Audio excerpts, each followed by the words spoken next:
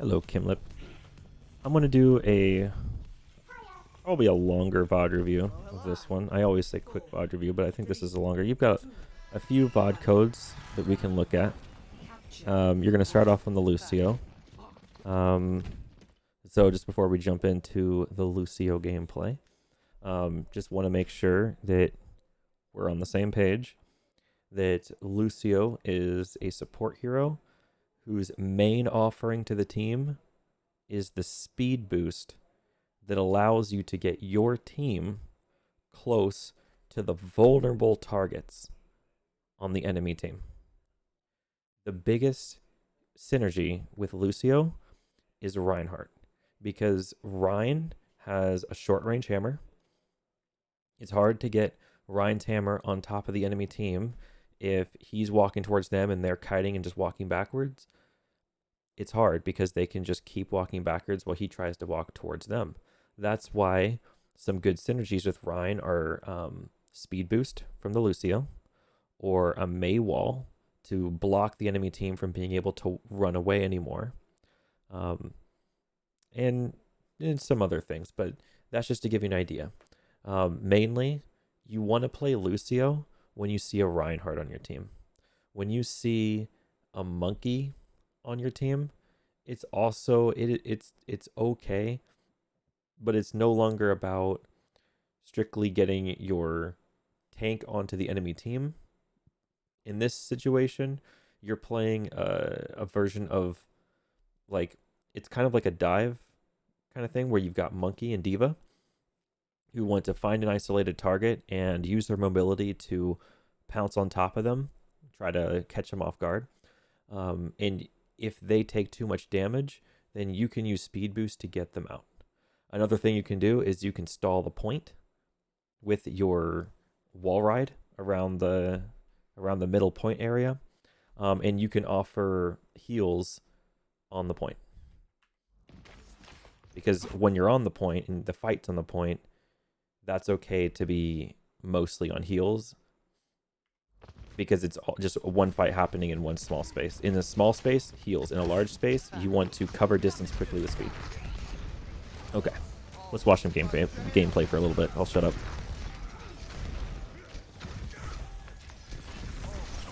Okay. A little bit of lack of confidence with the gun. There's no reason to try to don't try to pad your stats or anything. There's almost no reason not to just hold down M1 and just never let go of it. Almost no reason. Sometimes there is, but it doesn't come up much. You might as well hold your cursor, like your reticle. Let me see. This little thing right here. Hold that onto people and just hold the button down. Might as well. One thing I'm going to go back here, just so you know. Am I doing 20-second jumps or 5-second jumps? Let's see. Oh my gosh, can I click this? There we go. 5. Okay. Go here for a second. So you see, okay, your crosshair is kind of where I'd want it right now. I would want your crosshair at about a height where I would be shooting people and maybe even heads. Now, it's not really super high on the Sigma, but the Sigma's very tall. Okay, on a normal sized hero, this could potentially click ahead. But notice here how when we turn this direction, your reticle is down. It's not really facing towards them. Make sure that you're facing like the reticle on them. All right, so just look at crosshair placement. Look at your crosshair placement here. Okay. And again, look how low the crosshair placement is. Look how low. You're looking at the ground, but you want to hold the crosshair more like up here. Like hold it up to people. It'll kind of help you focus on like shooting the enemy team. One thing I'll say is that Lucio requires a lot of healing and damage to get up to his ult. He requires a lot of resources to get his ultimate. I'll explain this really quickly because you might not know how the ultimate charge works. So there's a thing in this game called ultimate charge points, and you need ultimate charge points to get your ultimate on any hero. And there's a different number of ultimate charge points for every single hero. For Lucio, it's the highest. It's 2,900. You need 2,900. And you get a passive 5 ultimate charge points per turn. And for every 1 damage you do, you get 1 point. And for every healing you do, you get 1 point. Okay? Really good Lucio play mostly involves Lucio getting almost all 2,900 of those points on the damage. Most of it's the damage you're dealing, not so much the healing, because really high end Lucio play involves staying on speed boost a lot, like mostly just speed boost. It's a little bit of healing when you stabilize and you're trying to group up and you need health in the moment. You can amp heals, and that can get you a lot of ult charge in the moment, but really a lot of it's going to come from damage. And what I'm noticing with your play is that there seems to be some lack of shooting, and I'm seeing a lot of this amping heals. So you're probably not getting your ultimate as fast as you might like to, because you're relying mostly on your healing to get your ultimate charge points, to get that 2,900 points.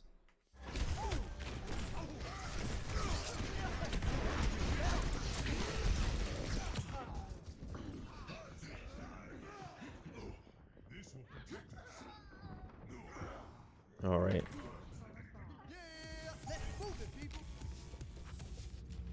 Okay, so good falling back to the spawn with your team. That's good. Keep our Moira up here. Don't let her die. We have to amp heals again. Now, one thing you can kind of do as like a measure for yourself, okay? Sometimes you can just kind of know in your head, how many times am I amping for heals and how many times am I amping for speed? If you find yourself amping mostly for heals and not ever for speed, then that could be the game telling you that you're on the wrong hero. There are other heroes that can heal in an area more than Lucio can.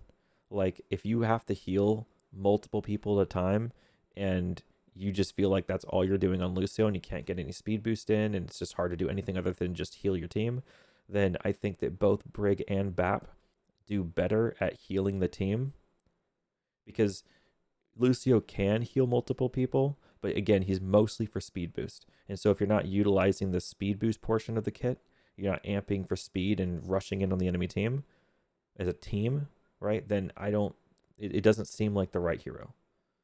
But it could also just be an adjustment of your gameplay to make that change. So we'll see.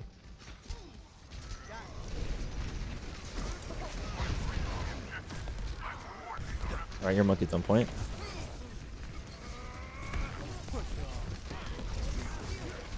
Go back a second here. Check this out. Watch your crosshair placement. Look at where your crosshair is pointing when you shoot here. Watch this one. See that? We just shot the ground, right? We need to try to keep our crosshair at that head level height so that those bullets can potentially hit enemies. A little bit better. Still kind of shoot. You're really aiming down a lot.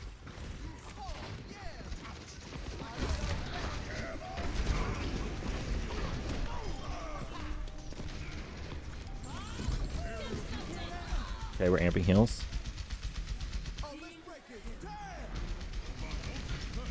So that you didn't really need to use that.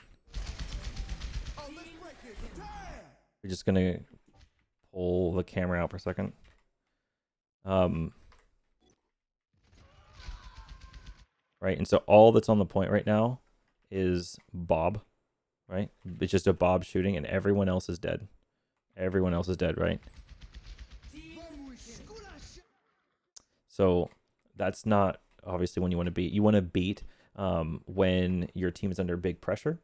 For example, see Joe over here, he has the Sigil. Well, Sig's gonna lift your whole team up, and in that moment you're gonna want beat, but you used beat on this moment that didn't matter. And so make sure that you're try to use beat to block an ult, and try to recognize as well when the enemy team is just already dead. If the enemy team is all dead, you don't want to use an ult. And generally speaking, you want to not use ults anymore after if you're 2 people up in the fight, you shouldn't have to ult anymore. Like, let's say it's 6v4, no need to ult. No need to ult. If it's a 6v3, definitely no need to ult. In this case, 6v, I mean, you can call it 1 because it's a Bob. Definitely no need to ult. Winnable without ults. Okay, so we flip the point here. If everyone's full health, I recommend switching to speed.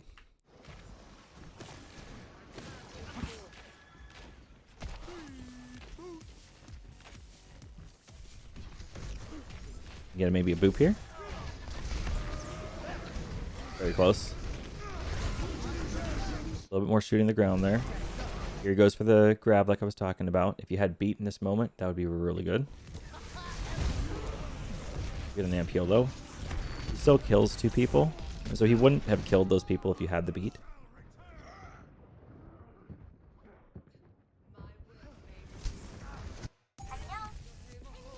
Okay. We're speeding out spawn. Meet our teammates here.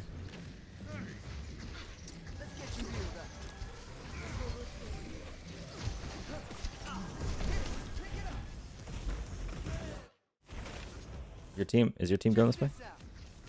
So, you would stick with your team probably. I kind of see what you're doing here. You're trying to touch the point to try to split their attention and come back to point.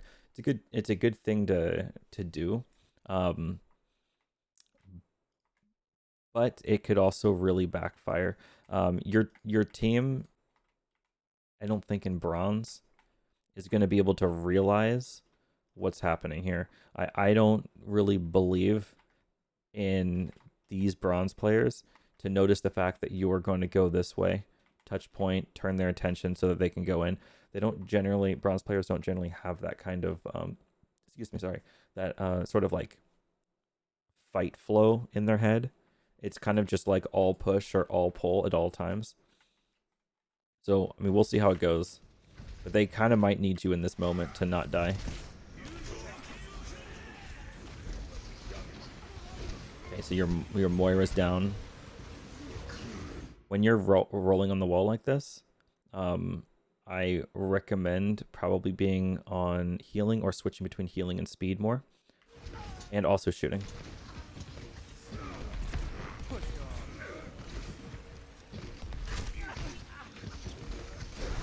Okay, when people start shooting at you, let's go back a second. This is a good little learning moment. So these people are going to start shooting at you, and your movement on the wall is very predictable. So this is where I would start jumping to like hop off the wall a little bit, because as you jump off the wall, you actually will go a little faster, right? When you go off of a wall, when you kind of do like a jump kind of thing, you'll actually move way faster. So you watch yourself going around here. It's kind of slow and kind of really predictable. Like they can just, like the Junkrat can even predict a mine on you. You see those? The fire strike was really easy to land because your movement is so predictable. So like watch this Reinhardt here. 5 seconds prior. He's watching you. Simple to predict, right? So if you jumped around and increased your speed a little bit, maybe switch on and off from healing to speed. And there, like, you could have even amped. Like, definitely use your amp there. Lots of things you could have done there that maybe could have stalled out a little bit longer.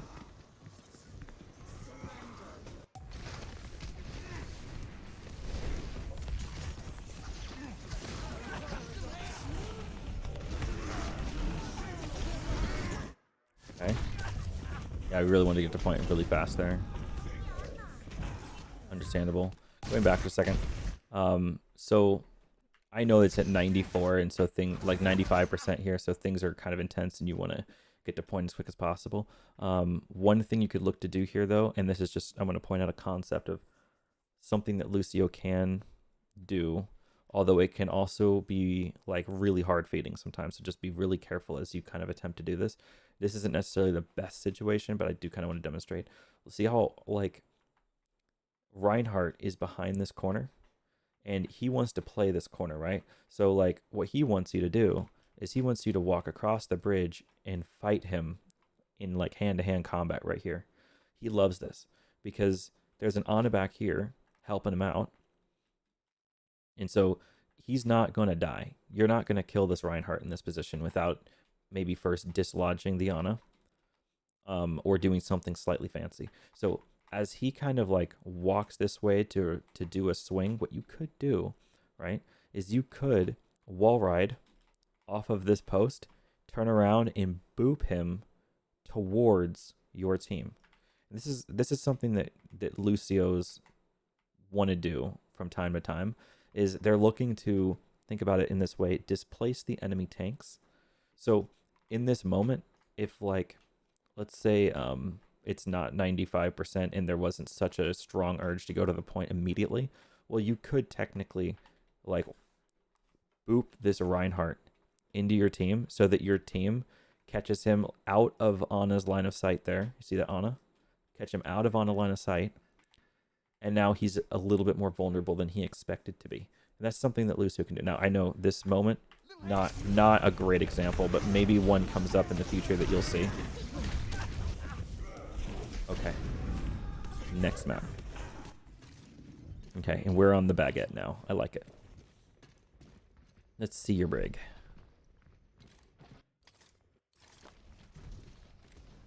Okay, do we have Sim? We don't have the Symmetra, but we do have Pharah. They have the Symmetra, and this is a very common map for Symmetra. If you play this game for 5 minutes, you'll know that this is a common thing where Symmetra is going to make a portal. Ooh, maybe not. Maybe the Symmetra is not in the know. Generally speaking, you put a portal from here into this window, and you TP. Okay, sorry, everyone teleports from that ground into the window and onto point. And the reason we want to do this is because the next thing the Symmetra does is puts a turret on this wall, and on this wall.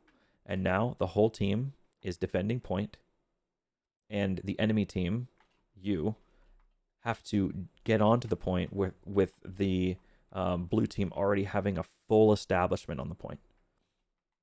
Okay, so just something to think about. They're probably, that's what they should do, but they didn't. See how they put this TP out first? So they're just trying to like make sure they can get back to fights faster and they can recontest quicker. That's a strong thing in bronze, but what it tells me is they don't understand the main strategy, because, all right, because if she goes through this portal and then walks over here and tries to place another portal, well, she has to break this one first, and that puts it on a 10-second cooldown. So she's not going to do that. And in fact, your speed boost might even be, oh no, you're not on Lucio anymore. Lucio could actually be comparable to that speed. So you could probably get to point faster as Lucio than she could with that teleporter. But I digress. Anyway.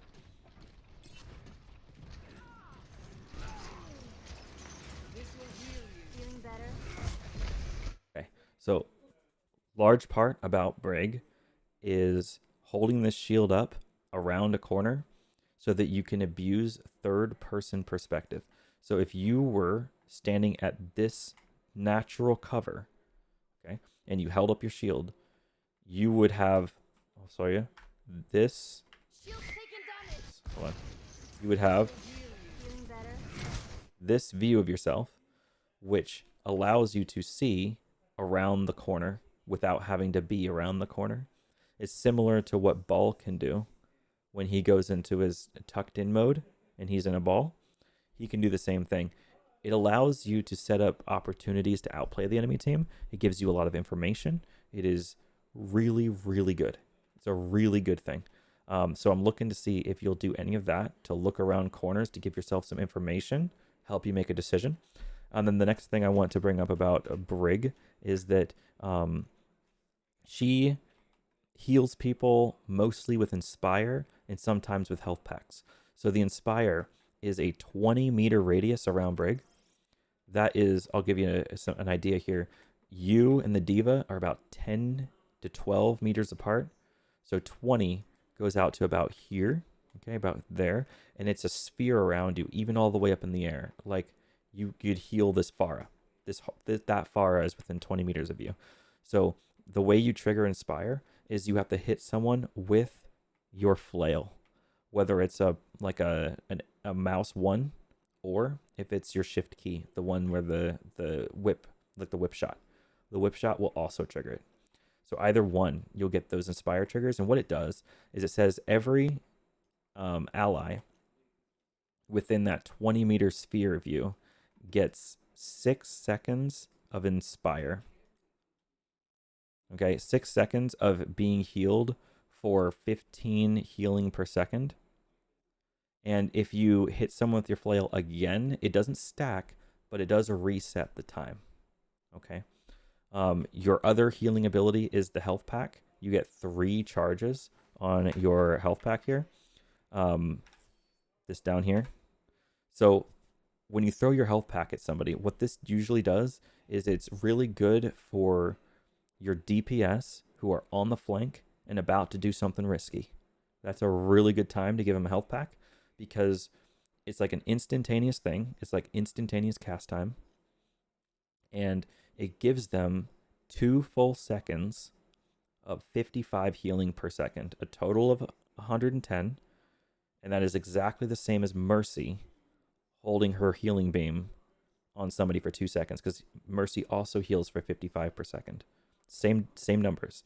So it's kind of like you are pocketing them with a Mercy for 2 seconds every time you throw one. And when you throw another one, it doesn't stack.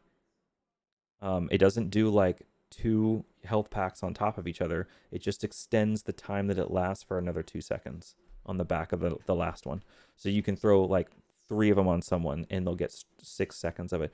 But don't throw 3 on somebody. You generally want to be more conservative with your packs as much as possible. Okay. Okay, I'm seeing here a little shield bash. I think that was by accident.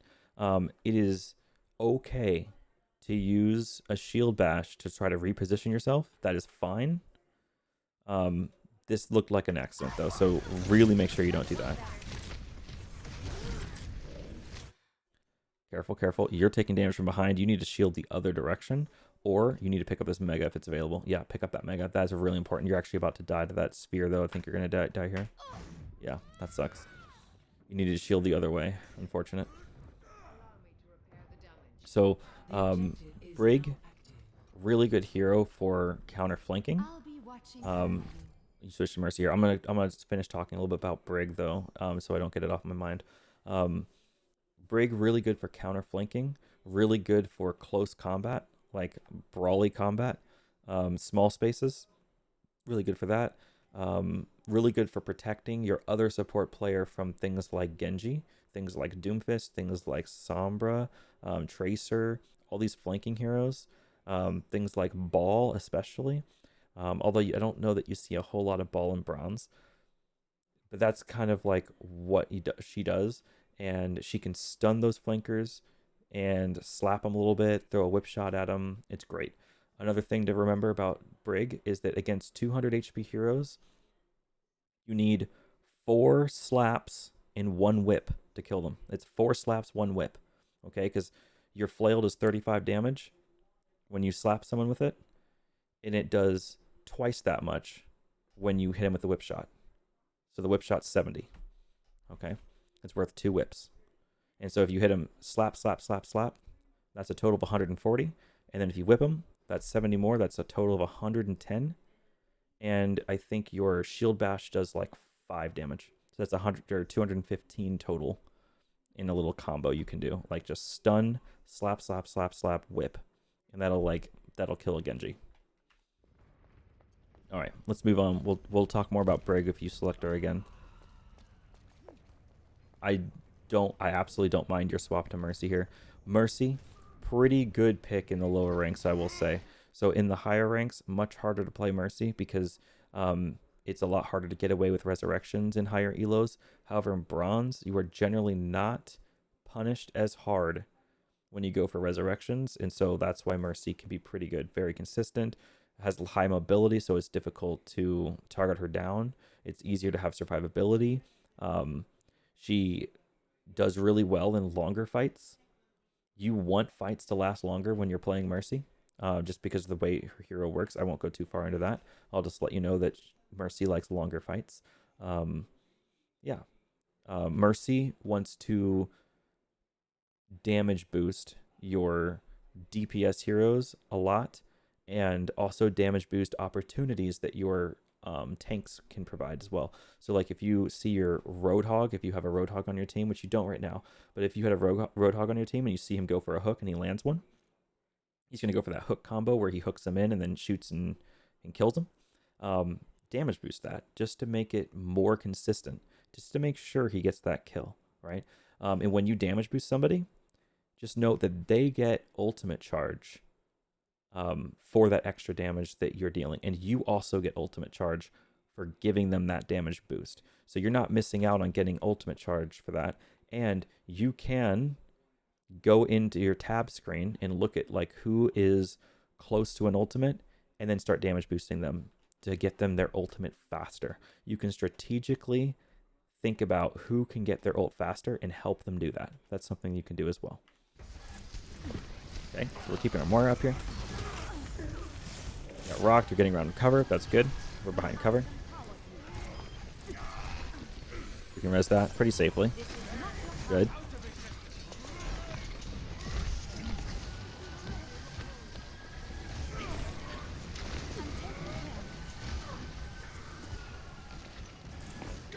Your Ryan's crazy.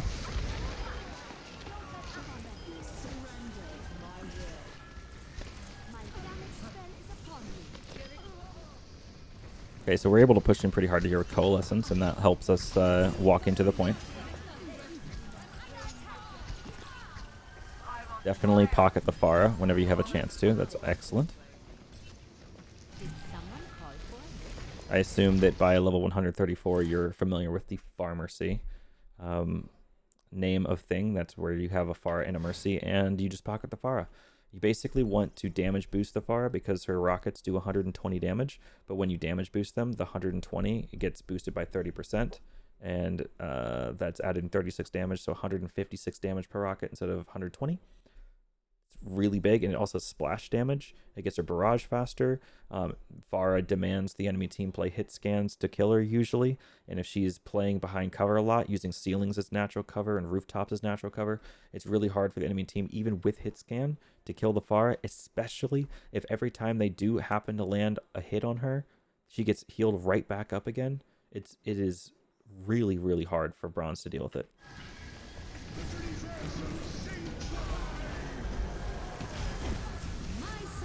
Good Valk.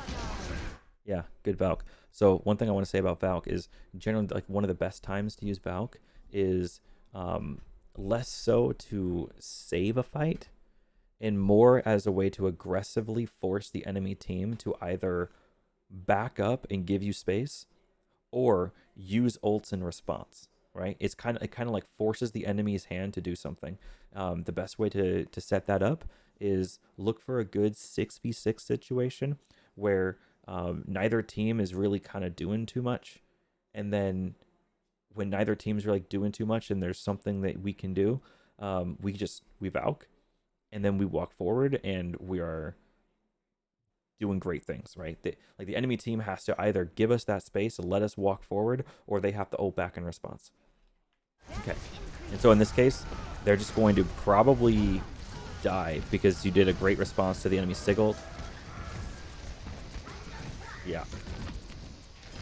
Excellent. Actually, really well done there. Good timing on your Valk there. Okay, you want to don't stay point here. Don't stop now.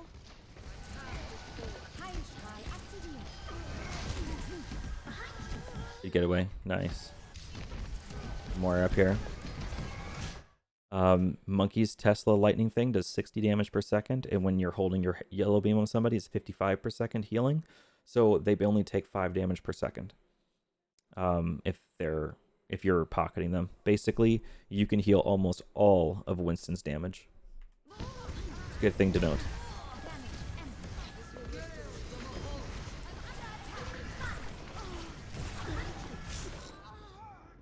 That's a tough one to dodge. Coalescence, definitely a tough one to dodge. You have to actually find a real wall to hide behind, unfortunately. Good as new. Feeling powerful, and I'm not even angry. I'm with you. I will not waste this. Where does it hurt?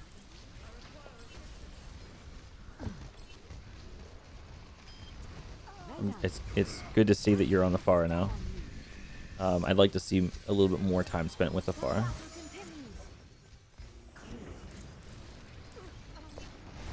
Your Pharah is being pretty passive, I will admit, though.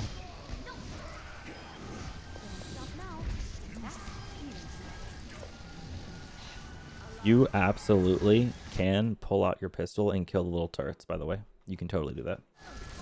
I think it's 2 shots. 2 shots per turret.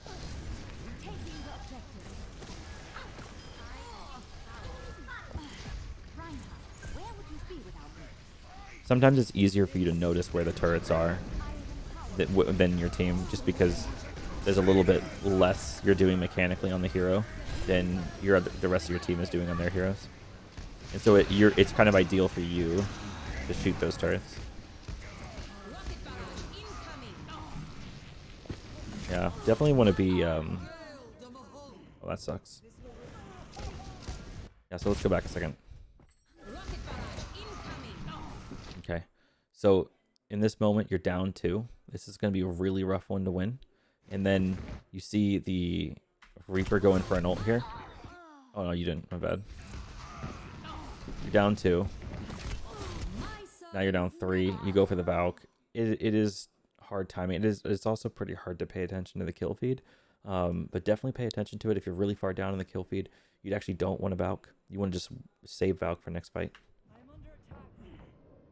You get one more push on this. Pushing back in with Valk could be a winning play. Right beside you. There you go. Let's stay with this guy.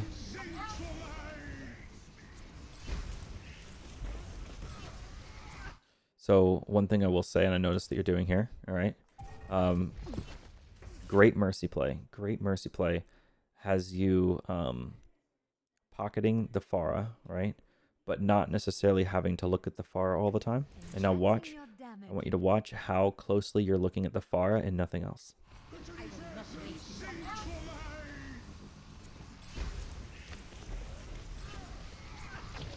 See that? A lot of tracking on the Pharah. You don't necessarily need to.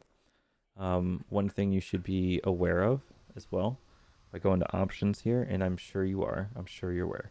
If you go to Mercy, maybe you're not though, and you go to Guardian Angel target priority, you can prefer the facing target. So that's the target you're facing, is the person to go to, but not necessarily has to be the one. See, it's not facing target only. It just prefers it. So if you're not looking at anyone, if no one is targeted with the Guardian Angel and you press shift or whatever your key is, then you'll Guardian Angel toward your beam target rather than whoever you're looking at, because you're not looking at anyone, right? And so it makes it really easy to not have to look at where the Pharah is and just keep pressing, shift or whatever your key is, to continuously pocket this Pharah. And while you're flying, instead of looking at the Pharah, look down at the ground. Just try to get a vantage of what's going on in the game so that you could potentially relay information to your team about where the enemy team is. And also just to know for yourself, right? Even if you aren't in communications, it's good to know where the enemy team is just for your own information, because that might help you make a better decision about your own positioning.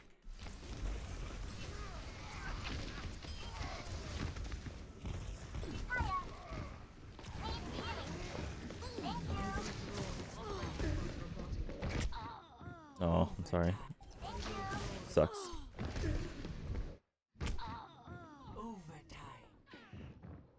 Damn, the Symmetra just has those turrets there. Hard for your team to deal with those. The wonders of modern medicine. It would have been really nice there if you were able to tell your Pharah to go point and you pocket them, and then your Pharah could have tried to duel the Moira. Would have been a lot nicer if that happened. We got a recontest here though. Those turrets are still up. Hard to deal with.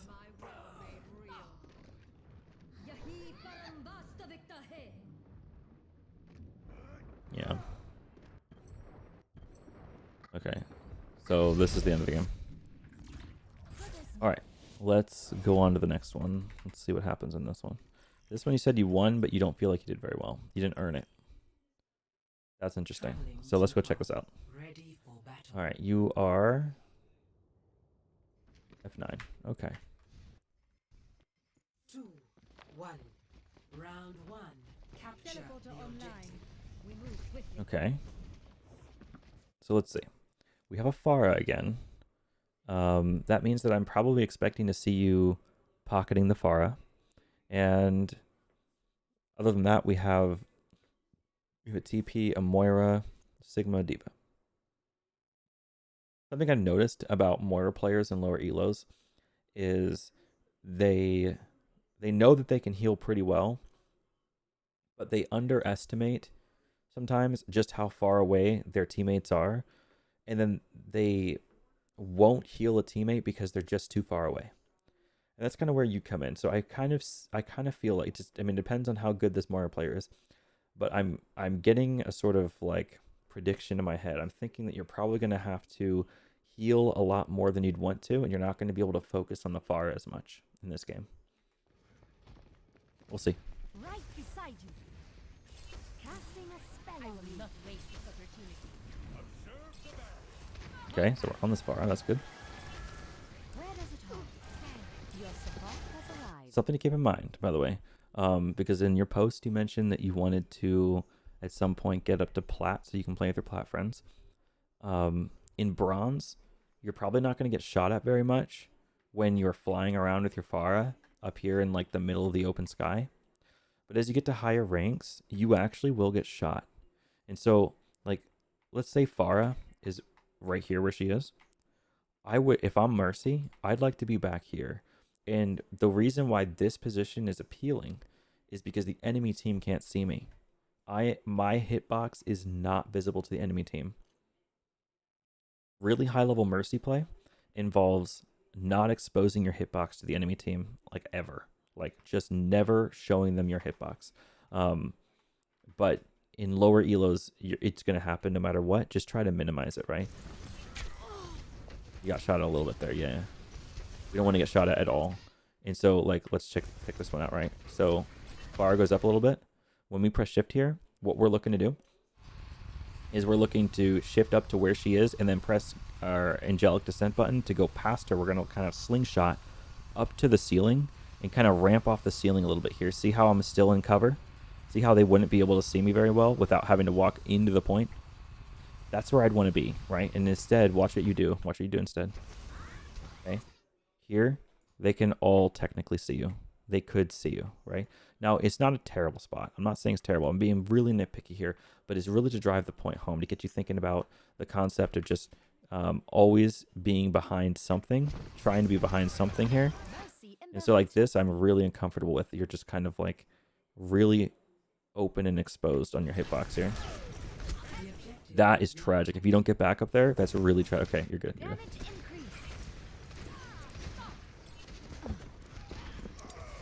Don't res. Oh, no. Okay, yeah. I was going to say, there's no way you get away with that. But it is bronze, so I thought maybe. Yeah, there's no way. So, in this moment, okay, I'm going to show you. You see this Farah dead. You see the situation, okay, with where everyone is. You know that the damage is coming down main, okay? And like, so you're trying to decide, do I go for this res? Do I not? There's a chance it works. There's a chance it doesn't. In plat, your chance of pulling this res off are 0%. It's 0. Okay. And so try to build the good habit now to not go for this. Okay. One thing you could do in this particular moment. Okay. It looks like this tracer actually peeked over here for you. So if you were looking, oh, that's the enemy tracer. My bad. One thing you could do, and it's probably certain death anyway. You could look up some videos on YouTube, learn about super jump, and go for the super jump here. It's where you crouch and jump. You crouch and then wait 0.15 seconds, and you guardian angel. Sorry, not jump. You guardian angel. You crouch, guardian angel. You get to the soul, and then you press spacebar, and you'll actually go up. You'll go up really high. There are trillions, not more than trillions, quadrillions of tutorials of that on YouTube. I'm going to let them show you how to do it. You can watch Nyandra videos. She'll teach you how to do that. This would be a great moment, right? Because you can do it off the soul.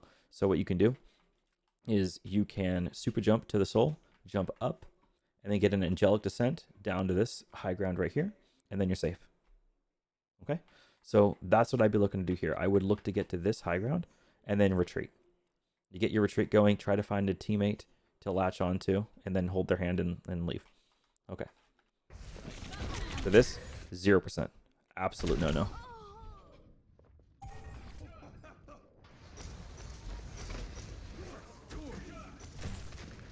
Barrier unstable. Ah, the wonders of modern medicine. All right, cool. We have a TP. We got a sim here. Where's our Farah? See her up there? There's our Farah. We want to get up to her. She's flying. Now's our chance. Excellent. Oh, no. Make sure you latch onto her as quick as possible. Okay. Let's get you that out there. Thanks for the assist.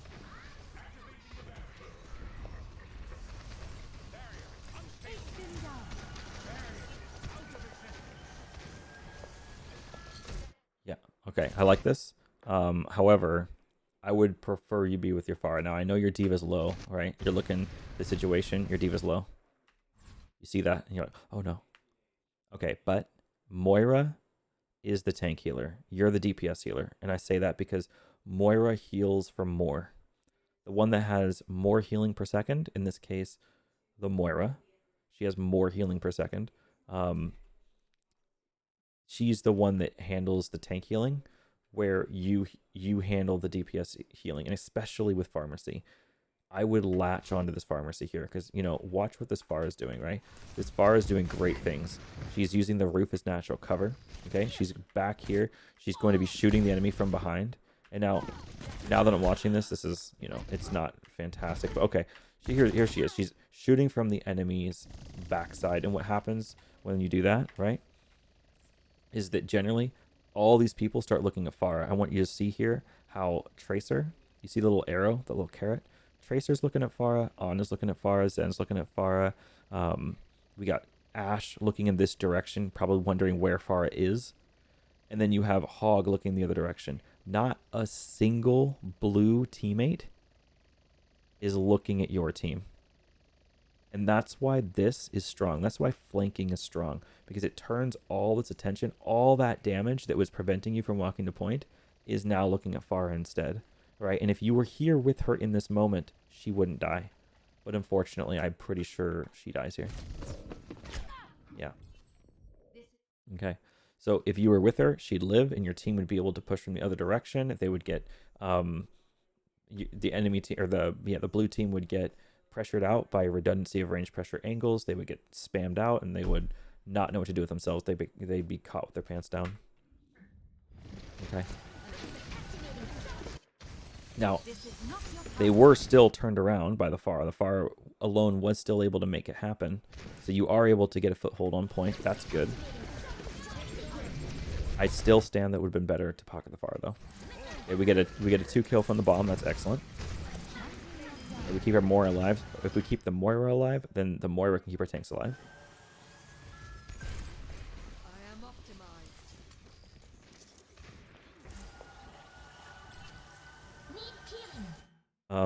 So if I mentioned before that Moira's that tank healer, Anna, Moira, and Baptiste are the tank healers, by the way, and Mercy, Brig, Zen, and Lucio are more like the DPS healers. Although Lucio isn't so much like one or the other, he exists more in the game to speed boost a Reinhardt than he does to heal a DPS. I wouldn't think of him as a DPS healer. He's a speed boost brawl enabler more than he is anything else. If you find yourself on a team with Ana, Moira, or Bap, let those three heal the tanks. And if you're playing Mercy with a Lucio, Zen, or Brig, then you're going to pretty much be stuck on healing. Mercy isn't necessarily the best choice in that situation, but you are basically not going to have any time for damage boost unless your team is just insanely way better than the enemy team, and that doesn't take much damage. Okay, I'll leave it at that. I need healing. Okay, your diva says, I need healing when she's full. Excellent. Your Pharah needs you. My healing There we spell go. is upon you. I will not waste this opportunity. She will not waste this opportunity. A safer res. You're behind natural cover. Good. Let's get you back in the fight. To my will. Okay. Now that the enemy team is up 3, this would be not a great time to press Q. I really don't want to see you press Q here. I want to see you hold it for the next fight. Good. Good. Excellent.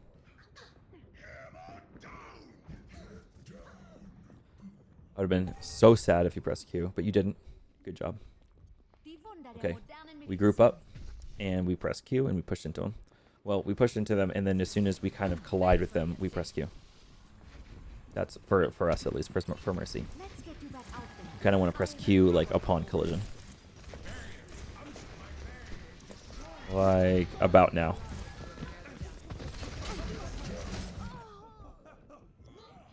So slight missed opportunity there to press Q upon like fight collision. Starting over from the beginning. Sometimes I also press Q in the middle of like a really intense fight where Where does it hurt? it's kind of like close to even numbers, but I could get a res. When you're Valking, it's a lot easier to land a res because you're able to fly over the corpse and like circle around and be very difficult to hit and stun. So it gives you a much higher probability of landing a res, especially one in the midst of a chaotic fight. Right beside you. I'm taking the point. I still have you, Slade. What is that melody?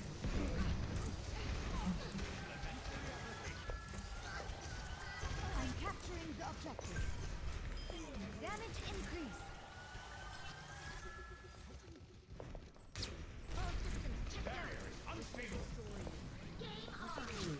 You want to be with your Pharah over there? My healing spell is upon you.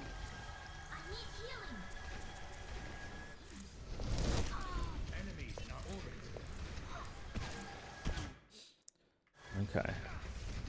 I'm taking care of you.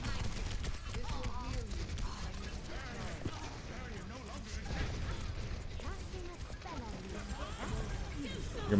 Your Moira is not handling her healing very well, so she's like constantly out of biotic orb or biotic grasp stuff, which means you kind of have to heal a little bit more.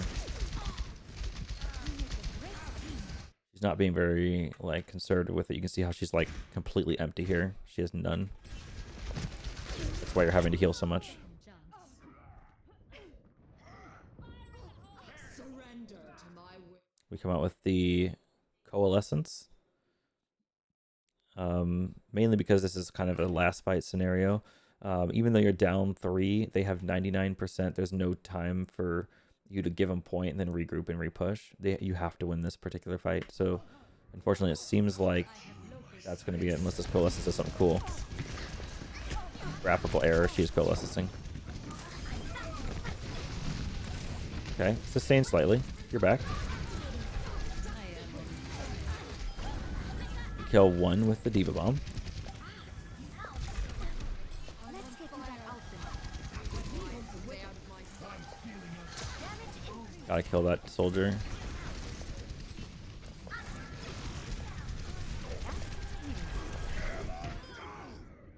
Okay, yeah. So another situation there is great. Good situation for either playing more in cover. Okay, because let's go back, right? Back as a moment here. Okay, so you see how you're on the stairs right here in the back? Actually, not too bad. Like, this is kind of tucked away in a nice little place. Then you find the Moira, and then you kind of walk forward a little bit more.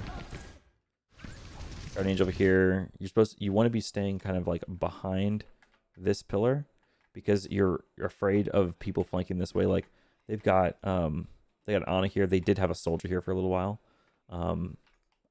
I don't remember. Oh, he's right there now. Okay, so he's over there. You're trying to protect yourself from him. So what you don't want to be is you don't want to be on point, especially when they have a Reinhardt, right?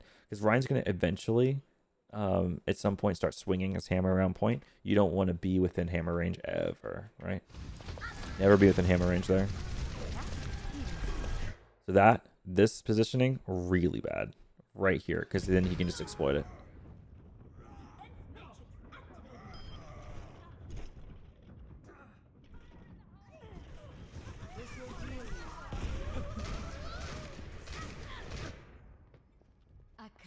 All right, so you got this one. Oops.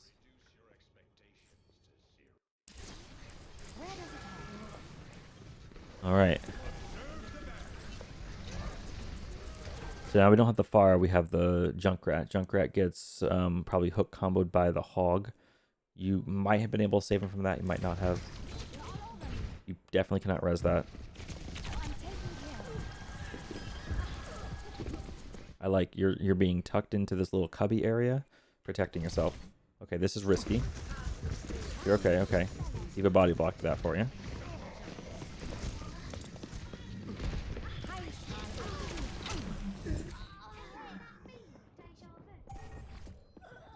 Yeah, so in that situation, they just kind of got a first free pick on your Junkrat with the hog, and it turned it into a 6v5, and they just played well. They surrounded you, gave you too much damage from too many angles.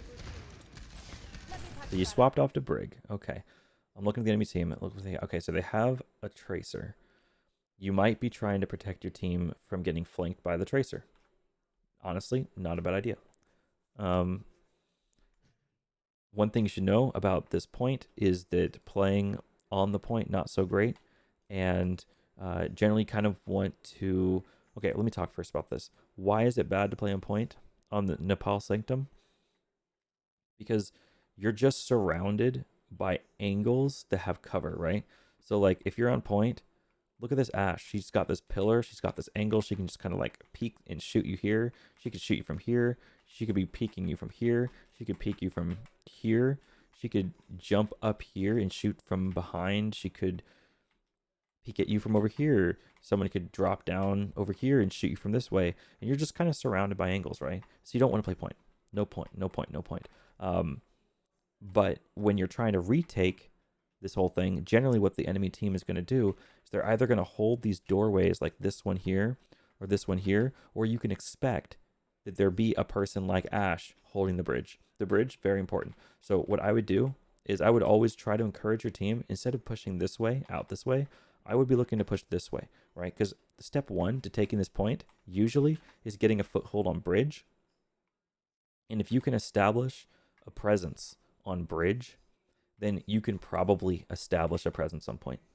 So it's kind of like, think about it as like in phases, right? So take little bits of space at a time and start with really important space and then work your way towards the point, right? And so this is like probably the most important space up here. Start with that, okay?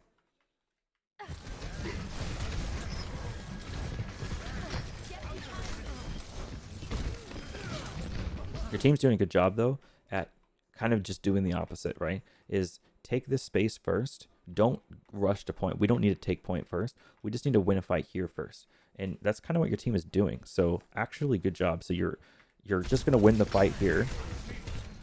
They're forced to back off. And now that we have a 2-kill advantage, now we can easily go push point. There's not much they can do.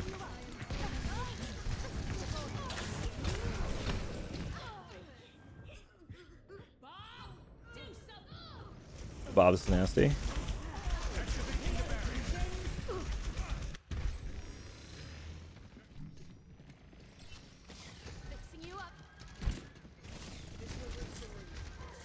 Good packs. Good reposition. Actually, don't mind it. Almost. Excellent. Make a recall out. Almost there with that. Stay on her. You can shield bash that coalescence to stun her out of it if you can get close enough. You can't really get close enough now, but if she came to you, you could potentially.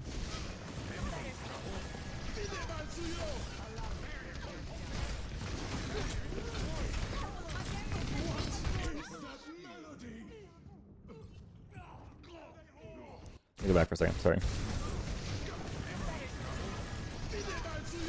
Okay, enemy team places a window here. This is now you no longer want to stand here. So your shield bash is coming up 1 second left on cooldown. I would be turning this way and shield bashing at like using my movement ability to bash into here and take cover from that.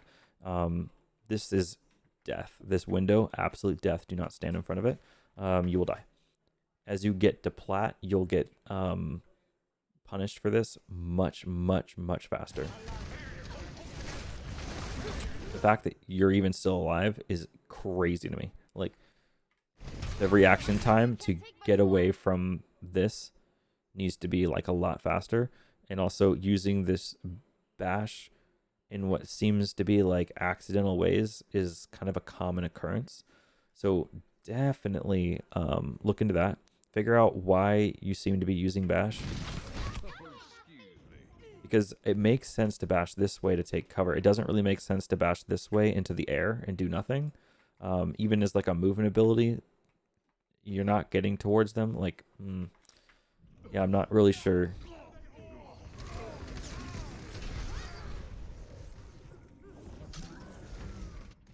Okay. This is not the end of the world. Take the TP. Mori's flanking. She's throwing and feeding. Excellent. We kill her. We take those.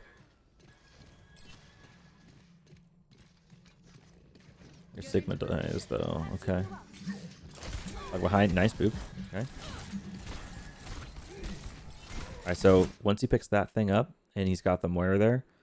Oh, you rallied. Okay. So even with rally, Hog can kind of just log you. All he has to do is hook, shoot, and you're dead. So be really careful about dueling this Hog, especially after you just picked up a Mega, and now you know both of his cooldowns are coming back online, right? If I look at Hog right now, he's got 2 seconds, 1 second. He's like ready. He's ready to duel. He wants some action. Okay. And so you fall back a bit. Okay, so you rally and fall back. Okay. You know what? Nice. Recognizing that that's not the duel you want to take. That's not the hill you want to die on. Let's go back to point. Okay. The Zarya bubble blocks the boop, by the way.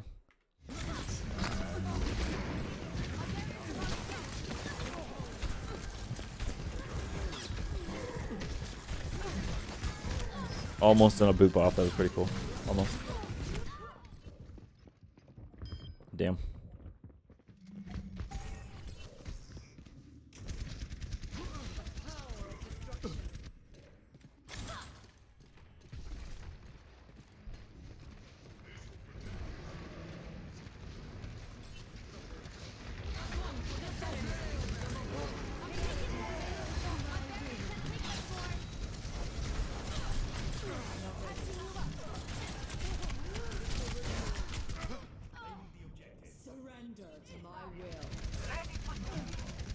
Yeah, we're going like really far right in front of their face. I mean, ideally in this situation, yeah, you do want to get to swinging on them, but you kind of don't want to be in the very front like that, especially if you don't have rally. I'd be looking to get your whip shot in and then take cover. Try to get your whip shot and take cover. Yeah. That's unfortunate.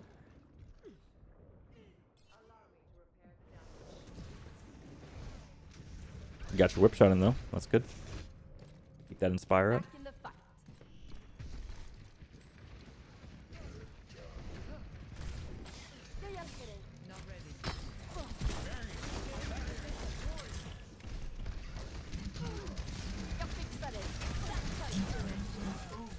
Oh, shield bash. Oh, I'll show you. If you hear that at all, that's a common strategy, is to put a Roadhog under the cubby and then use whole hog and push people that are trying to contest point off the point into the pit. As soon as you hear whole hog, you're shield bashing either him to stun him, or if you're just too far, like in this situation, you shield bash this way. Try to get up the stairs.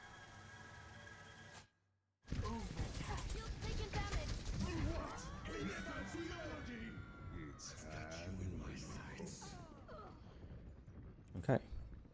Team kill. Ready for battle. Stolen Brig.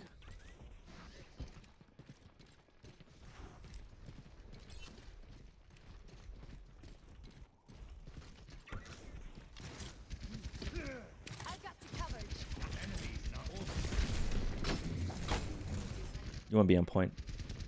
There you go.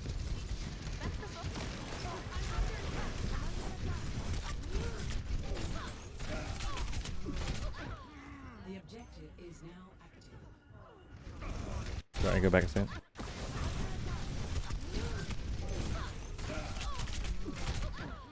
The objective is now active. Yeah, D.Va does a lot of damage. If you can get like just the boop on her,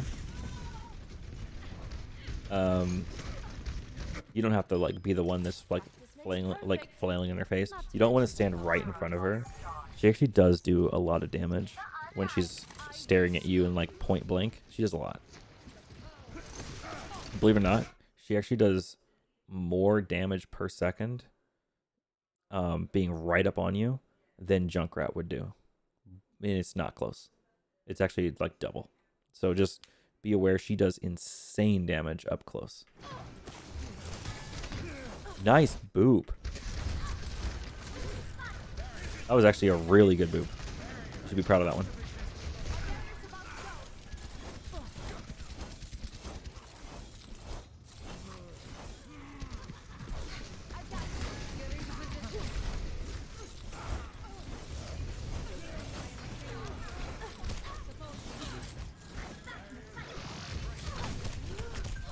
Okay. So I'm gonna go back to this point right here, right? Whenever you hear those Doomfist groans, listen for him real quick. Listen to Doomfist. He's like moaning in the background. Hear that? I can hear him. He's behind you to the left. When you hear those, I can kind of tell you're not really paying too much of attention to it, because I would have immediately turned my camera back and looked at him. Okay, there he is, right here. It's kind of your responsibility to do something called marking the Doom. When you mark the Doom, what that means is that you are paying a lot of attention to where he is, an elevated amount of attention to where he is, and trying to predict his movements and trying to do anything you can to whip shot him if he's trying to do anything. So always trying to whip him out of his place, stun him out of his rotations, and trying to make his life a living hell is what you're trying to do, right? There's some more Doomfist sounds. I just heard him uppercut. I just heard him do another punch behind you, upwards to the high ground. And I hear him doing more punches to your right now, on the other side of point. There he is. Right, and so like all these sounds, I can hear them, and I can tell you what cooldown he's using, where he is, where he's going, all this stuff. And it's something you want to try to familiarize yourself with. Actually playing a little bit of Doomfist and listening to what the voice sounds like on each of his moves. Kind of like how it sounds and how he kind of like feels to play around with and punch around with. Kind of a good idea.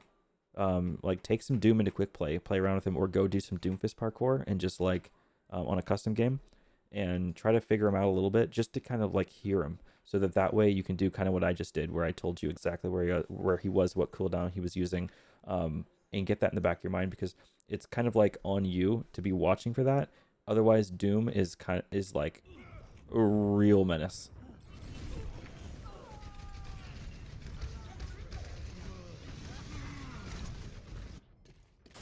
I can do better than that. Need healing. Understood. Get behind me. You'll feel better soon. Get into position. Meteor strike. As soon as he lands, you want to boop him. Okay, so he's going to land on your D.Va. That should be better.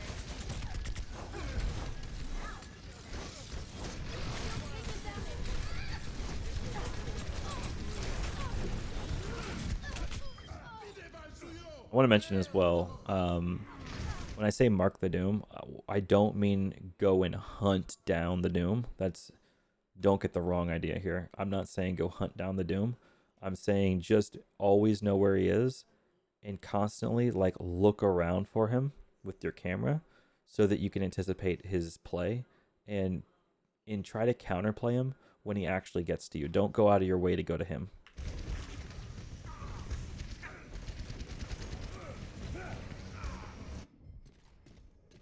for more.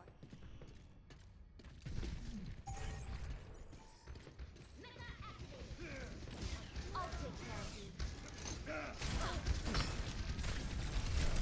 I like the initiative there. Got the Doom. Nice. Patching you up.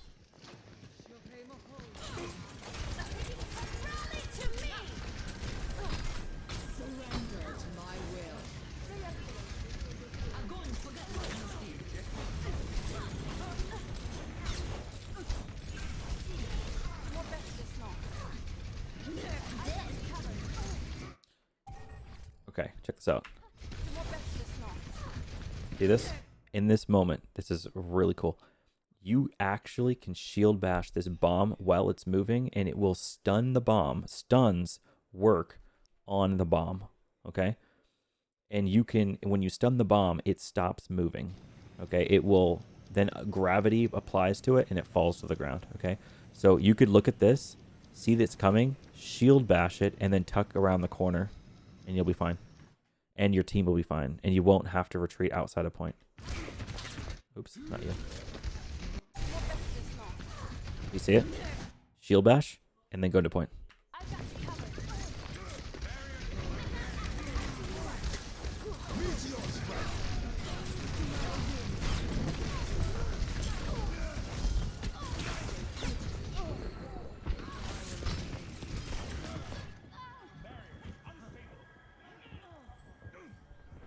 Yeah. Sometimes the games get so chaotic in bronze that it's kind of just like the dice fall where they fall. And it turns out in this one that your team just kind of gets 76%. Probably is going to win another fight because you said you're going to win this one. And then take point, and that's pretty much going to be it.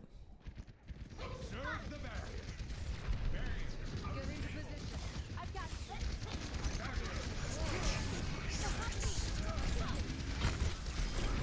Nice.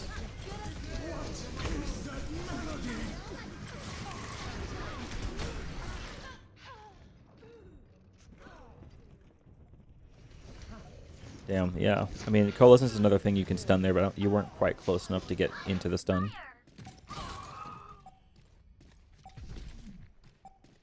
Really what's happening here is the blue team can't really deal with the fact that every time they touch point, the sim turrets kill them. The D.Va's trying to kill turrets, dies while she's trying to kill turrets. You are healing somewhat though here because like the Inspire triggers are healing your entire team. But your team is also doing pretty damn well. Definitely team diff. Okay. Let's see. We'll take a look real quick at Blizzard Pool 2.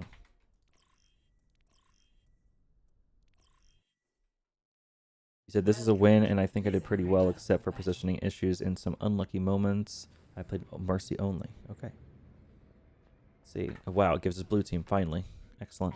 Ready for battle. Okay. 3, 2, 1. Let's see, so we're damage boosting. We want to damage boost the Hanzo, obviously, not the Sigma. There you go. Damage increase. You want to damage boost the Hanzo here. Whoever has the highest DPS output is kind of who you want to damage boost.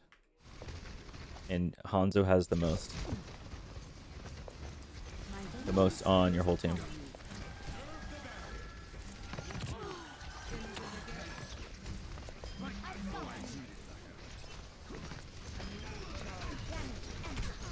Nice. Good cover. I like that you're staying behind the statue and not like overextending past it. That's good to see. Damage boosting those little punches there, I mean, shows me that you kind of know what you're doing. You're not dumb.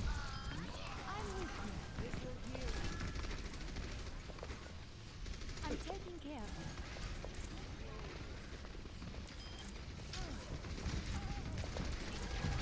Once a hook on your mortar, you're going to pretty much have to be the one healing here. Your team way too far in. Right beside you. My healing spell is upon This is really bad. Your D.Va's hard feeding right now. She loses her mech for it. Champion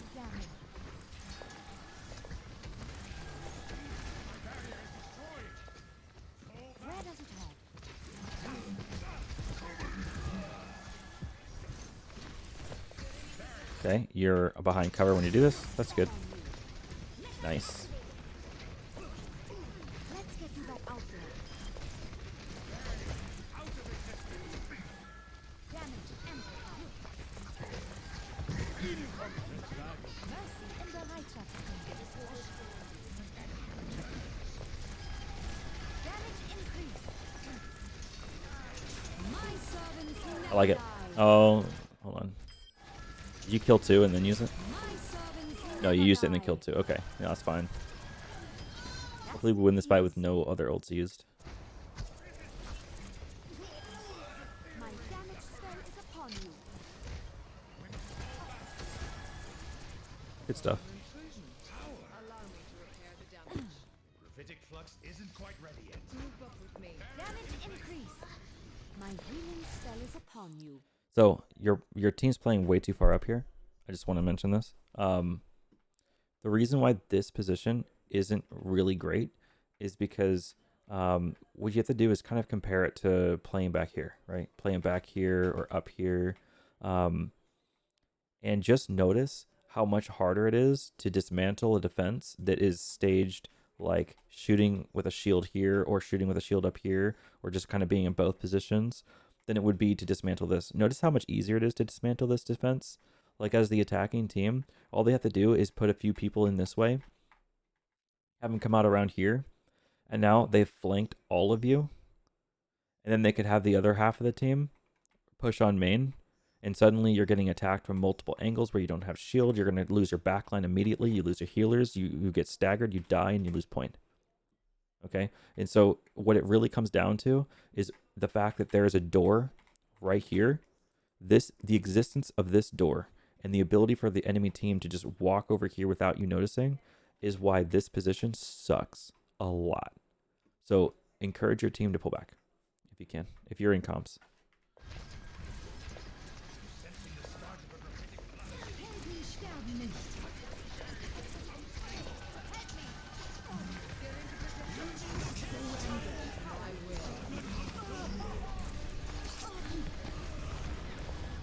Okay. Dangerous res. You would have been hooked there if your Sigma wasn't there. Maybe you took that into consideration though. Good sigil because the enemy team just used hook. You might die to that. Never mind, that is your diva. My bad. I'm just dumb. Did someone call for That you'll die too though.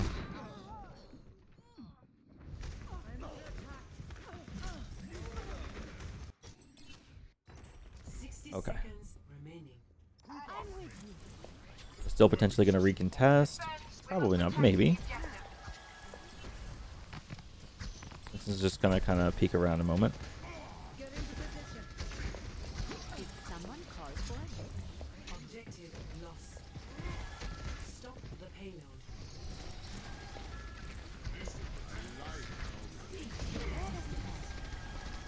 CC resistance. They just use supercharger and your Doom's going straight in. I kind of think he's going to die.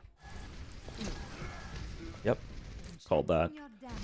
This is not the time to push in. When the enemy team uses supercharger, that's kind of like a message to the enemy team saying, "Hey, buddies, this is our space now. You can't have it. You can't come here. This is illegal. You're not allowed to look at us. You're not allowed to be around us." Okay, so check us out. Cease your resistance. That voice line, that's the supercharger. That means you can't go in. That means your whole team backs off and plays around this corner. And if the enemy team uses that supercharger and walks up a bunch to walk over to here, then great. Then they've walked away from the supercharger. Make them play around the corner where the supercharger doesn't get to them anymore in order to be able to shoot you. Right? But here's what happens instead. Okay? They use supercharger and your Doom punches in, gets hooked and dies instantly. Okay? Your monkey jumps in, probably dies immediately. Yep. Your Reaper dies immediately because this thing gives the entire team 50% extra damage. So that's a yikes. The whole team just died.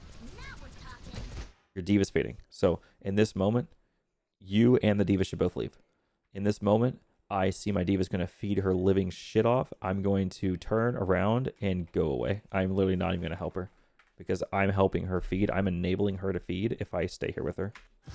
There's no way you're resing that. No, no, no. You leave. You just leave. You do not Valk. You 100% say Valk. I could use some assistance. No, you need to get a slingshot. By that, I mean you need to see a teammate like this Moira here, and you need to have like a little bit of distance, and then you need a guardian angel toward her. Just before you get to her, hold down and press your jump key to angelic descent slingshot after her, and like land around the corner. Like you really need your guardian angel to get you the mobility to get out of here quickly, because this is really getting bad. If you die now, it's worse than having died before. Now it's like you're just staggering yourself further and further. Just keep going. Just keep leaving. No, just keep leaving. No, just keep leaving. Keep leaving. Okay, so point of order here, by the way, is that this is bronze. So you're alive right now. However, in plat, you would have been dead 20 trillion times over by this point.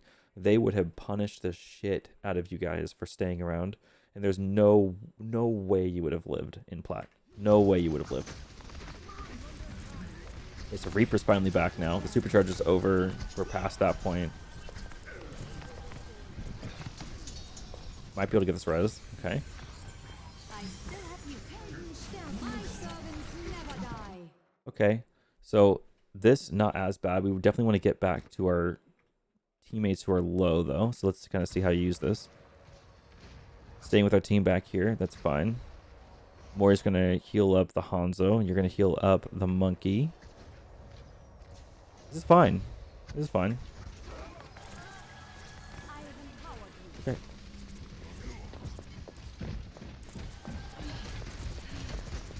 Good damage boost with the monkey here as he cleaves down. That's really good. So even though monkey doesn't do as much damage as Reaper, when monkey hits multiple people at a time, his total overall damage output is better. Because if he's hitting 4 people, then 60 times 4 is 240 damage per second, whereas Reaper doesn't do... I don't remember quite how much he does per second, but I don't think it's that much unless he's really close and hitting headshots. I don't trust bronze Reapers to be hitting constant headshots. We want to pull out the primal here. We have a bunch of ults to work with. The enemy team doesn't. We have a way better ult economy. We don't actually want to use too many ults though. We want to preserve our ultimate advantage. By that I mean we just have more ults than the enemy team. We want to preserve that and constantly have more than them.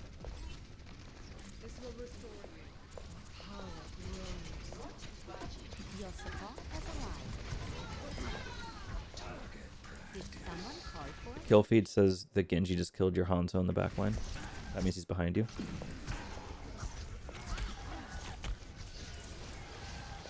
Not good. Enchantment of damage.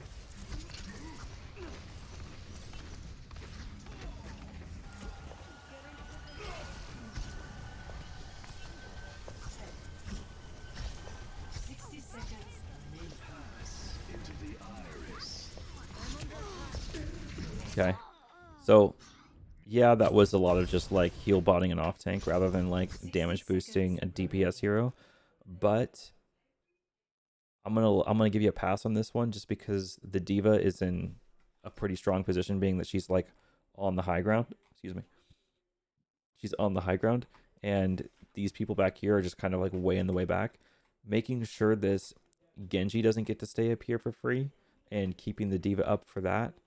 Pretty good. And noticing as well that Moira doesn't have the ranged heals enough to actually keep diva up means it's your job to do so.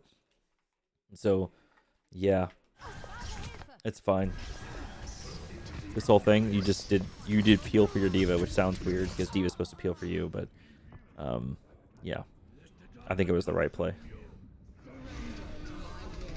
Sucks that you ended up dying for it. Good as new. Greetings. My ultimate is ready. Let's kill. 30 seconds. You want to be Well, you want to at least encourage your team to take high ground. Of course, you have to kind of be with whatever teammate is the right target and wherever they are. So, like in this moment, even though you want to be on the high ground, the Hanzo's on the low ground, so you have to be with the Hanzo. You could be in cover on the high ground, right? Because you can stand behind this billboard and kind of heal him if he's like, or sorry, damage boost him when he's down here. If he kind of peeks out a little bit, like you could still see him from up here. There we go. There we go. Yeah, right here. Right here. Okay, so you damage boost him from up here, and you got cover. Awesome. That's what you could do. My ultimate is charging. My healing spell is upon you. Casting a spell on 10 you. seconds remaining. Doing that thing where they wrap around you, right? And so I just want to go back a little bit. I want to appreciate what's going on, okay? All right. So you see the Reaper? Let's kind of get a situation. Okay, so your monkey's coming back. 4 you on cart, all right? And Reaper is up top. He's got ult. He wants to get a big ult on them, okay? Now, here's the mistake your team is making, right? Too much presence on point. Way too much presence on point. This whole fight is going to take place in the entire point, right? This whole section 2 of the map is kind of where the fight's happening. And you don't want to let the enemy team, for example, walk around this way and catch you from a couple different angles all the time, right? That's kind of like called pinching, where they can get like this hog is going to walk this way with the Moira, and they're going to be over here on this side. And then the other 3 are going to walk the other direction, and you're going to find yourself facing multiple directions at a time. But if your team has a position on the high ground already, then it's harder to flank you. If you're stabilized and you have a foothold right here, you can see all kinds of people that are coming from up here. Like you can see this coming from a mile away. And you can see people coming this way from a mile away. And the only thing that's hard to see is people that are coming underneath here to get over here. But like if they're trying to do that, like what are they going to get out of it? Walk up these stairs and now they're caught? Right? Maybe they could go through here, tuck themselves in here under the bridge, all this way up the stairs, and finally they're behind you. But holy shit, what a fucking journey. Like, what is their team going to walk down through here, over here, through the door, in this door, under here, this way, up the stairs, and then find you? Like, if they do that, great. Then you've taken a bunch of time off their clock. And they're not exactly sneaky when they're doing it. You're going to hear their footsteps the whole time. If you know they're going to go that way, then, just distance yourself, create a spam lane of damage, spam them as they come to you, force them to use cooldowns, and then, kill them. But in this case, you all stand on point. You made the cardinal mistake of not using all the space you have, which is, when they're respawning, is the entire point. You get to position anywhere you want to set up your defense, and you set it up in one tiny spot on the point. And that's what fails you here, right? I'm not saying you're definitely going to lose this fight. What I am saying, though, is that look how you're playing point, and Hog was able to go behind you, able to go for this hook. He could have landed that hook and killed your Hanzo. Your Genji is on top. The Kree is going to the side here. Your Monkey's trying to contest high ground, and your whole team is just kind of getting, at this point, surrounded. See how the red team kind of like surrounded you? It's kind of just because everyone played low ground. And so this is where comms can come into play, and you can say, hey team, let's play the high ground. Between fights, like rotate high ground, rotate high ground, rotate high ground. So this is a hog coming from behind, whole hogging your team like into his team. Solid.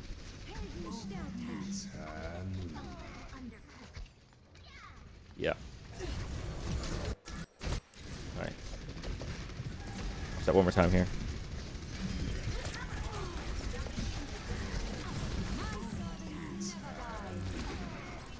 So this Valk is trying to save a fight with Valk.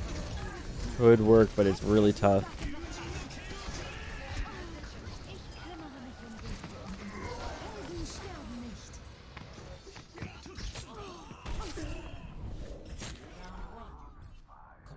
Cool. So they C9. Awesome. I guess we take those. Switching sides. I can't. There we go. All right. So again, we're going to pocket not the Sigma. We're going to pocket a DPS. The highest damage output DPS, the Hanzo, right? See, Hanzo just went for Storm Arrow. You missed your opportunity on that, right? That's the opportunity. Oop, not that one. Hold on. This one. He's going to go for it, I think. Yep. You see the Storm Arrow? You needed to be there. You're not there. You needed to be there holding the damage boost on the Storm Arrow. Really important. It needs to do a lot more damage. You give him 30% damage, he'll be very happy. He does more damage to the barriers. Enemy team loses resources faster. Your team can walk in because they're going to have to retreat. Lots of reasons why you have to damage boost that.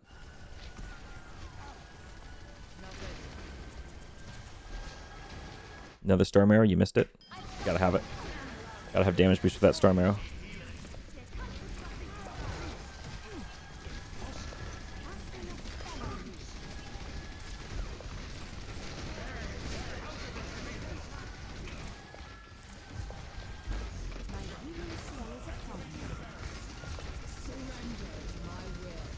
Okay, we got a Coalescence. We want to push in with that. Stacking. Oh, okay. So you're not stacking support ults because your Moira just died. Normally, like, okay, so this is not looking great for you. One thing I should note too is that you have a lever. That kind of sucks. You don't really want to stack the support ults though. Mainly just, it's kind of just like a rule of thumb. If you stack both support ults, then you're not going to be able to use them like one fight after another.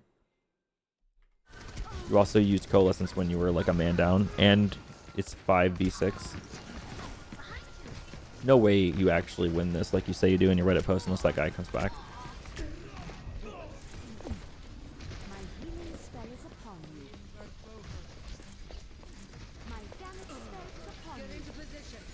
Careful. You in a higher elo play here, I would be a little bit deeper into the cover. A little bit deeper. Only because Orisa can predict that you're going to go for this. I mean, it's bronze. I get it. It's bronze. Orisa can kind of even see you. Kind of see your foot there. But she could go for a pull, right? A halt. That green orb thing that pulls you. She could pull you into the open here and then kill you. Even if you get the res off, she could still get the kill on you. And the value's been there. Be careful.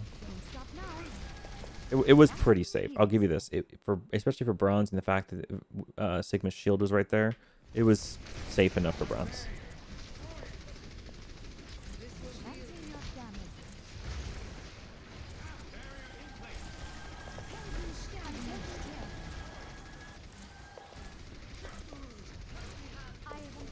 Good cover there. Okay, so they used the cease your resistance. Okay. They are also using Coalescence and Valk and Dragon Arrows. They're dropping 4 ultimates on you. This is a sign that you're getting a lot more value out of this fight than they are, even if you die. Okay? Because they're using 4 ults in a single fight to try to counteract what you're doing. They only have to use 1 or 2 to win a fight. They are throwing their ultimate economy away.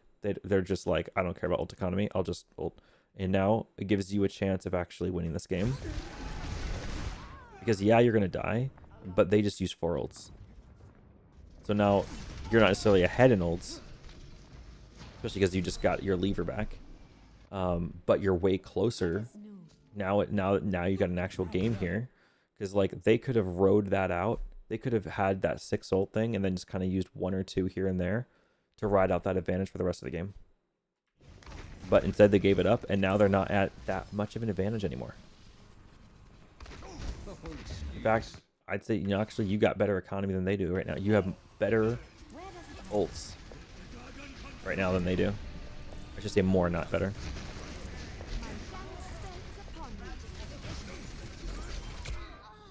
That sucks. Yeah, Hanzo's right up there. That's certainly a character. Immer unterbricht mich jemand bei der Arbeit.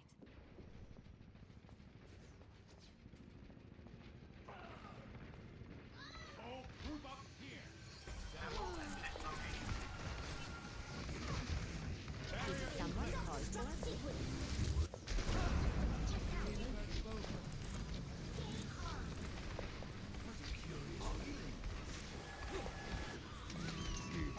Don't die to that. No.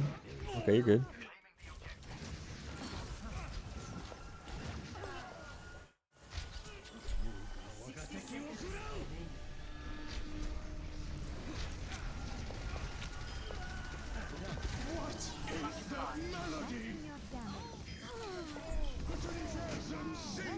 They're going for the. They're putting more ults into this. That's interesting. They're about to lose this point. I feel like he's going to go for this ult and still lose the point.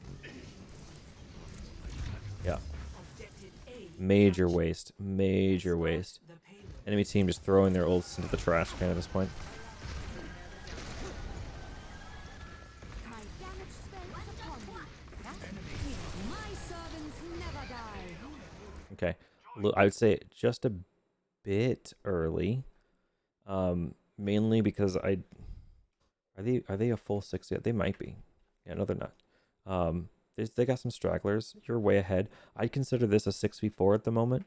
So you don't necessarily need this, although you could do this just to force them to walk back even farther than they would normally have to if you didn't use it anyway. No, I don't like that. I think this is just kind of too early. You haven't clashed yet. There's no collision of front lines. And so it just feels way too early. Way too early to me. They were already on the back foot. In fact, the fact that they're not on the back foot right now, it shows me this is super, super bronze. My healing spell is upon me. A plat lobby would be like rushing forward with that.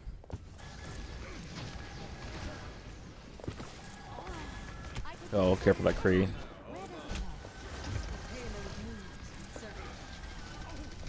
Another instance, really good timing for that super jump. That little super jump thingamajig. Go learn that. Because you could get up to here and be in really good cover instead of being within that spam lane of damage. Like the enemy team, you can see the Orisa Sigma standing right here, just creating like barriers and shooting range pressure at you. You don't want to be like within the spam lane if you don't have to. And that's why getting that super jump so you can jump up to the little side parts like this, really, really good.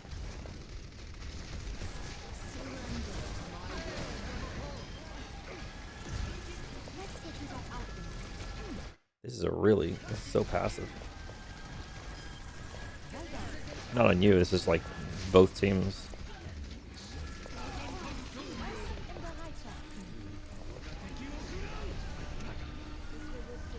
Good job there, keeping your Hanzo up.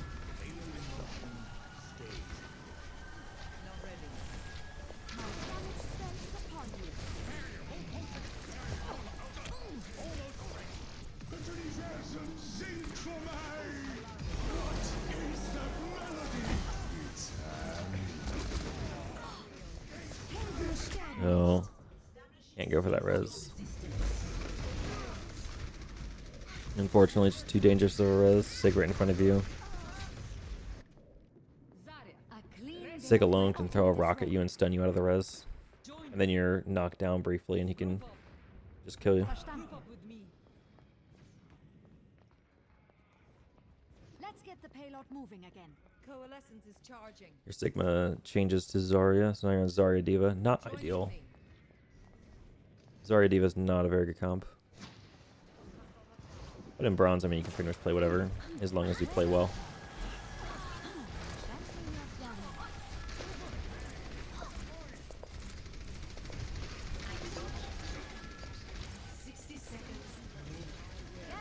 You should pocket your Reaper.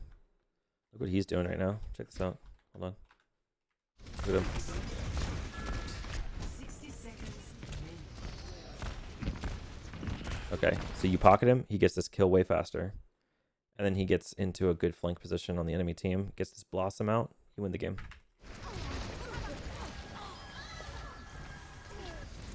My servants never die.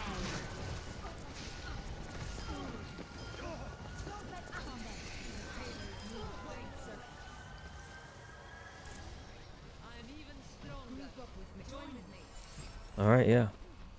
That is how the cookie crumbles. I'm sure you just win right there. Someone might be able to touch? No. Okay. GG's there. Okay. So I'm not going to do a summary because that was a lot of information. That was an hour and a half long. I am just about mentally fatigued out, so I'm going to end it there. If you have any questions, you can leave a comment in this YouTube video. You can always message me again if you'd like another follow-up VOD review. I tend to go into more detail whenever I do follow-up VOD reviews, and I like it if you wait a while so that you kind of learn the concepts that I mentioned in this one, and then I'll mention deeper concepts in the next one. And then you'll just like keep getting better and better, hopefully, and eventually you'll get to a point where you can play with your plat friends and have a lot of fun. That'll be the goal. Let's get you there. All right. Have a good day.